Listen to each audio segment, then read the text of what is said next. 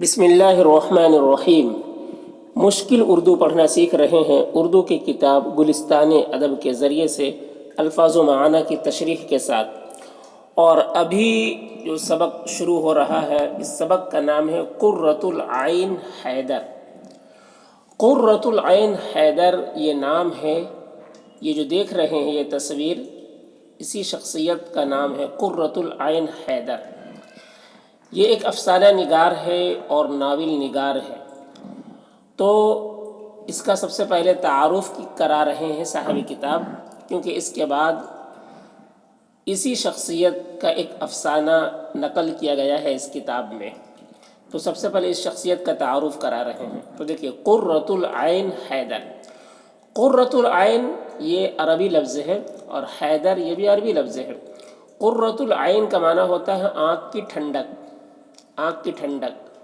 حیدر کا معنی ہوتا ہے شیر، بہادر۔ تو حیدر یہ آج کل لوگ اپنے نام کے ساتھ باپ کا نام لگاتے ہیں، تو اسی طریقے سے انہوں نے بھی حیدر باپ کا نام لگایا ہے اپنے نام کے ساتھ میں۔ تو قرۃ العین حیدر، قرۃ العین حیدر۔ 1927 میں ان کی پیدائش ہوئی ہے اور 2008 میں ان کی وفات ہوئی ہے۔ تو 1927 تا 2008، اور 1927 سے 2008 تک ان کی زندگی رہی۔ اب دیکھیے ان کا تعارف کرا رہے ہیں۔ قرۃ العین حیدر علی گڑھ میں پیدا ہوئی۔ قرۃ العین حیدر علی گڑھ۔ علی گڑھ یہ ایک شہر ہے جو ہندوستان کے اندر اتر پردیش اسٹیٹ میں واقع ہے۔ تو ہندوستان کے اندر اتر پردیش اسٹیٹ میں یہ علی گڑھ ایک شہر ہے، یہیں پیدا ہوئی۔ قرۃ العین حیدر علی گڑھ میں پیدا ہوئی، جہاں ان کے والد علی گڑھ مسلم یونیورسٹی میں رجسٹرار تھے۔ جہاں ان کے والد باپ کو کہتے ہیں، جہاں ان کے والد علی گڑھ مسلم یونیورسٹی، یہ علی گڑھ مسلم یونیورسٹی علی گڑھ میں ہے، مسلم یونیورسٹی نام ہے۔ تو علی گڑھ مسلم یونیورسٹی میں رجسٹرار تھے یعنی وہاں ملازمت کرتے تھے، آفس کا کام دیکھا کرتے تھے، ٹھیک ہے۔ رجسٹرار تھے یعنی آفس کا کام دیکھا کرتے تھے وہاں پر، جہاں ان کے والد علی گڑھ مسلم یونیورسٹی میں رجسٹرار تھے۔ آبائی وطن نہٹور، ضلع بجنور ہے۔ آبائی وطن ان کا بتا رہے ہیں، ان کا آبائی وطن یعنی باپ دادا کا جو وطن ہے، باپ دادا کا جو شہر ہے، گاؤں ہے، دیہات ہے، وہ کہہ رہے آبائی وطن نہٹور۔ نہٹور یہ ایک قصبہ ہے ضلع بجنور، جو کہ بجنور ضلع میں ہے، اور یہ بجنور ہے اتر پردیش میں، ٹھیک ہے، یہ بھی اتر پردیش میں ہے، ضلع یعنی ڈسٹرکٹ۔ تو آبائی وطن نہٹور، ضلع بجنور ہے۔ ان کے والد سجاد حیدر یلدرم اور والدہ نظر سجاد حیدر بھی اپنے دور کے معروف افسانہ نگار تھے۔ ان کے والد یعنی باپ کا نام کیا ہے؟ سجاد حیدر یلدرم۔ سجاد حیدر یلدرم یہ باپ کا نام ہے، اور والدہ یعنی ماں، اور والدہ نظر سجاد حیدر، والدہ کا نام ہے نظر سجاد حیدر، بھی اپنے دور یعنی اپنے زمانے کے، اپنے وقت کے معروف یعنی مشہور افسانہ نگار تھے۔ افسانہ نگار یعنی افسانہ لکھنے والے تھے، ٹھیک ہے۔ تو ان کے ماں باپ بھی جو ہے وہ بھی بہت مشہور افسانہ نگار تھے۔ قرۃ العین حیدر نے میٹرک اور بی اے تک کی تعلیم بنارس اور دہرادون میں حاصل کی۔ قرۃ العین حیدر نے میٹرک یہ سب لوگ جانتے ہیں، میٹرک کسے کہتے ہیں؟ 9 کے بعد 10th کو میٹرک کہتے ہیں، پڑھائی تعلیم کو۔ میٹرک اور بی اے بھی سب لوگ جانتے ہیں کہ بی اے کس کو کہتے ہیں، تعلیم کی ایک ڈگری ہے۔ میٹرک اور بی اے تک کی تعلیم بنارس یہ بھی ایک شہر ہے جو اتر پردیش میں ہے، اور دہرادون یہ بھی ایک شہر ہے جو کہ اتراکھنڈ میں ہے، اتراکھنڈ اسٹیٹ ہے، وہاں کی راجدھانی دہرادون ہے۔ تو اور دہرادون میں حاصل کی، ٹھیک ہے۔ قرۃ العین حیدر نے میٹرک اور بی اے تک کی تعلیم بنارس اور دہرادون میں حاصل کی۔ 1947 میں Isabella Thoburn college Lucknow university سے انگریزی میں ایم اے کیا۔ 1947 میں ایزابیلا تھوبورن کالج، ٹھیک ہے، Isabella Thoburn college Lucknow university جو ہے وہی اسی میں ایزابیلا تھوبورن کالج ہے، یا پھر کہ اس کے بغل میں ہے Isabella Thoburn college Lucknow university. Lucknow جو ہے یہ بھی اتر پردیش میں ہے، اتر پردیش کی راجدھانی ہے لکھنؤ۔ تو یہاں جو یونیورسٹی ہے اس یونیورسٹی کا نام ہے لکھنؤ یونیورسٹی۔ تو لکھنؤ یونیورسٹی سے انگریزی میں ایم اے کیا، ایم اے یہ بھی ایک ڈگری ہے، ایم اے کیا۔ آرٹ اور ادب کی مزید تعلیم کے لیے لندن چلی گئی۔ آرٹ یعنی پینٹنگ اور ادب کہتے ہیں لٹریچر کی مزید تعلیم، مزید یعنی زیادہ، تعلیم کے لیے، تعلیم یعنی ایجوکیشن کے لیے لندن چلی گئی۔ آرٹ اور ادب کی مزید تعلیم کے لیے لندن چلی گئی۔ وہاں مشہور انگریزی اخبار ٹیلی گراف کے شعبہ ادارت اور بی بی سی ریڈیو سے بھی وابستہ رہی۔ وہاں مشہور انگریزی اخبار ٹیلی گراف، لندن کی ایک مشہور انگریزی اخبار ہے، اخبار یعنی نیوز پیپر، انگریزی میں انگریزی کا ایک نیوز پیپر ہے جس کا نام ہے ٹیلی گراف۔ نیوز پیپر کا نام کیا ہے؟ ٹیلی گراف۔ تو کہہ رہے لندن میں ایک مشہور انگریزی اخبار ٹیلی گراف کے شعبہ ادارت، شعبہ ڈپارٹمنٹ کو کہتے ہیں، ادارت کہتے ہیں یعنی یہاں پر ایڈیٹر کا کام ہوتا ہے، یا نیوز پیپر کے لیے جو ہے ان کی ترتیب اور سیٹنگ وغیرہ کا جو کام ہوتا ہے، مضامین کو چننا، ایک دوسرے جگہ سے اٹھا کر اس میں نقل کرنا، تو یہ سب کام کو ادارت کہتے ہیں، ٹھیک ہے۔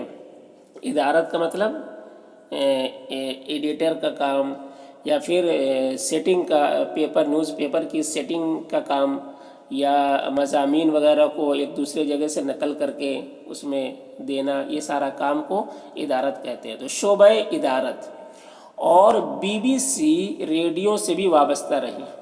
بی بی سی یہ ایک چینل ہے جو ریڈیو کے ذریعے سے نیوز شائع ہوتی ہے، ریڈیو کے ذریعے سے یہ نیوز شائع کرتی ہے بی بی سی، ٹھیک ہے۔ اور بی بی سی ریڈیو سے بھی وابستہ یعنی جڑی رہی۔ وطن واپسی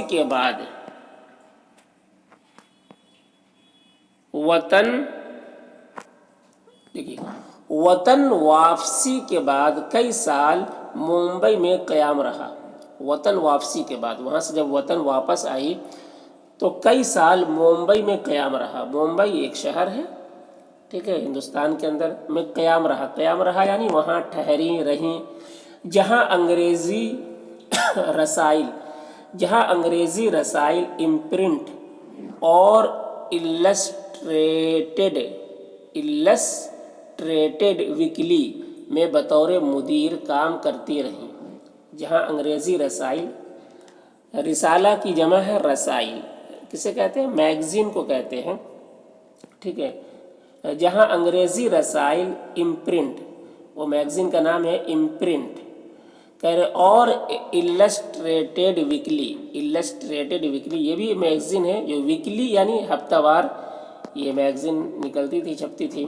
تو کہہ رہے کہ امپرنٹ اور السٹریٹڈ ویکلی میں بطور مدیر کام کرتی رہی۔ مدیر یعنی ایڈیٹر، تو ایڈیٹر کے طور پر کام کرتی رہیں۔ بعد میں اولاً علی گڑھ مسلم یونیورسٹی میں، یعنی بعد میں سب سے پہلے علی گڑھ مسلم یونیورسٹی میں، اور پھر جامعہ ملیہ اسلامیہ دہلی میں، یہ بھی یونیورسٹی ہے جو دہلی میں ہے، میں وزٹنگ پروفیسر کے منصب پر فائز رہیں۔ وزٹنگ پروفیسر اسے کہتے ہیں جو پرماننٹ وہاں کا ٹیچر نہ ہو، یونیورسٹی کا پرماننٹ ٹیچر نہ ہو، پرماننٹ پروفیسر نہ ہو، بلکہ عارضی طور پر، وقتی طور پر ان کو رکھا گیا ہو تعلیم دینے کے لیے، تو اسے وزٹنگ پروفیسر کہتے ہیں۔ وزٹنگ پروفیسر کے منصب پر فائز رہیں، یعنی وزٹنگ پروفیسر رہیں، منصب کہتے ہیں پوسٹ کو، منصب پر فائز رہی یعنی اس پوسٹ پر رہیں، ٹھیک ہے، منصب پر فائز رہیں، اس طرح سے بولتے ہیں۔ دیکھیے، قرۃ العین حیدر کا اولین افسانہ 1944 میں شائع ہوا تھا۔ قرۃ العین حیدر کا اولین افسانہ، اولین یعنی سب سے پہلا افسانہ، ٹھیک، اوپر آیا ہے لفظ اولن اور یہاں پر آیا اولین، تو اولن، اولین، یہ اولین جمع ہے، اس طرح سے استعمال ہوتا ہے۔ قرۃ العین حیدر کا اولین افسانہ 1944 میں شائع ہوا تھا، ٹھیک ہے، یعنی چھپا تھا۔ افسانوں کا پہلا مجموعہ، افسانہ کی جمع ہے افسانوں کا پہلا مجموعہ ستاروں کی آگ، مجموعہ کا نام ہے، یعنی افسانوں کا پہلا مجموعہ، یعنی بہت سارے افسانے انہوں نے لکھے، مجموعہ یعنی کتاب کہہ لیجئے، یا بہت سارے افسانے ہیں تو اس کو مجموعہ کہتے ہیں۔ تو افسانوں کا پہلا مجموعہ ستاروں کی آگ یہ نام ہے۔ 1947 میں، اور پہلا ناول میرے بھی صنم خانے، اور پہلا ناول بھی انہوں نے لکھتے، ناول نگار بھی ہے، تو ناول جو ہے، پہلا جو ناول ہے اس کا نام ہے میرے بھی صنم خانے، اور 1949 میں منظر عام پر آیا، 1949 میں منظر عام پر آیا یعنی عام لوگوں کے سامنے آیا، منظر عام بولتے ہیں، یعنی لوگوں کے سامنے آیا۔ اردو اور انگریزی میں ان کی تقریباً 30 کتابیں شائع ہو چکی ہیں، اردو اور انگریزی دونوں ملا کر ان کی تقریباً یعنی لگ بھگ 30 کتابیں شائع ہو چکی ہیں، یعنی چھپ چکی ہیں۔ ان میں افسانوں کے مجموعے